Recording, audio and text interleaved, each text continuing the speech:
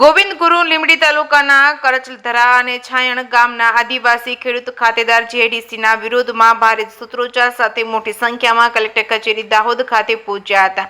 જ્યાં કલેક્ટરે રૂબરૂ ખેડૂતોએ હાલમાં છાયણ અને કલચરધરા ગામે કરવામાં આવતા સર્વેનો ભારે વિરોધ કરી આદિવાસીઓના હક અને અધિકાર ઉપર તરાપ મારી સરકાર સસ્તા ભાવે જમીન છીનવી લઈ વિકાસના નામે આદિવાસીઓને વિનાશ કરવાનો કાવતરું કરતી હોવાનો રોષ ઠાલવ્યો છે। જીઆઈડીસીના કારણે ત્યાં રહેતા આદિવાસીઓને મળતી શુદ્ધ હવા અને પાણીની વિશુદ્ધ બનશે અને રોજિંદા જીવન ઉપર ખતરો મંડરાશે તેમ જણાવ્યું હતું। જે જમીન ઉપર જીઆઈડીસી બનાવવા માટે સંપાદન કરવાનું નક્કી કરવામાં આવ્યું છે તે જમીન પહેલા જંગલની જમીન સર્વે નંબર 82 અને જમીનના ખેડૂતોને સનદ મળેલ અને આજે ખેડૂતો તે જમીનમાં વારસાગત રીતે રહેતા જઈ આવી રહેલ છે અને મકાનો અને કુવા સાથે અન્ય સુવિધાઓ પણ ઉપલબ્ધ કરાવી છે। હાલ તે 82 વાળી જંગલની જમીન સરકારી પડતરમાં ફેરવી સર્વે નંબર 38-4 ફેરવી દઈ ખેડૂતોનો વિનાશ કરવામાં આવી રહેલ છે અને જેનો ખેડૂત આગેવાન મુકેશભાઈ ડાંગી તેમજ મુકેશભાઈ ડામોર, અમરસિંહ માવી સહિતના ગ્રામજનોએ સખત વિરોધ નોંધાવી કલેક્ટર શ્રીને સ્થળ નિરીક્ષણ કરી વાસ્તવિકતા ચકાસવા જણાવ્યું હતું અને જો જીઆઈડીસી રદ કરવામાં નહીં આવે તો ઉગ્ર આંદોલનની ચીમકી ઉચ્ચારી છે।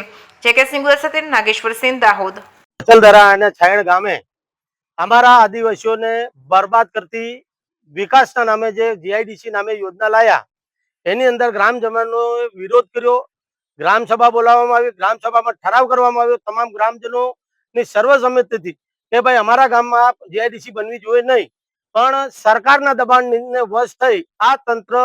અમારે ગ્રામસભાનો જે ઠરાવ છે એને પણ ગોળીને પી જઈ અને અમારા ગામમાં જીઆઈડીસી બનાવવા માટે સર્વે કરવા આવેલ છે। આજ રોજ અમે જિલ્લા કલેક્ટર શ્રીને આવેદન મારફત રજૂઆત કરવા માટે આવ્યા છે કે સાહેબ, દિલ્હી બોમ્બે કોરિડોર હાઈવે, માછણ નાળા જળાશય યોજના, કાલીટુ જળાશય યોજના,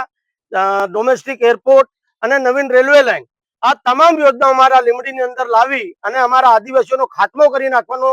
એક ષડયંત્ર સરકાર દ્વારા કરવામાં આવી રહ્યું છે। એટલે મેડમને અમે રજૂઆત કરી છે કે બેન, અમારા આદિવાસીઓ શાંતિમય જીવન જીવી આવતા રહ્યા છે તો અમારા આદિવાસીઓની જમીન છીનવી લઈ એમના બાળકોના ભવિષ્યની ચિંતા કરી અમારા આદિવાસીઓને સંછેડવાની કોશિશ કરવામાં નહીં આવે। આવનાર સમયની અંદર અમે તમામ આદિવાસીઓ મોટું આંદોલન કરી અને જે અમારો હક અને અધિકાર છે એ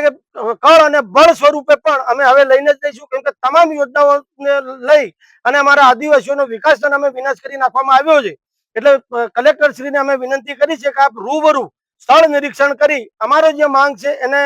નજરઅંદાજ ના કરી અમારી જે માંગ છે એને સ્વીકારો અને આ જે જીઆઈડીસી ની યોજના છે એને રદ કરો, એ માટે આજ રોજ અમે આવેદન પત્ર આપ્યું છે।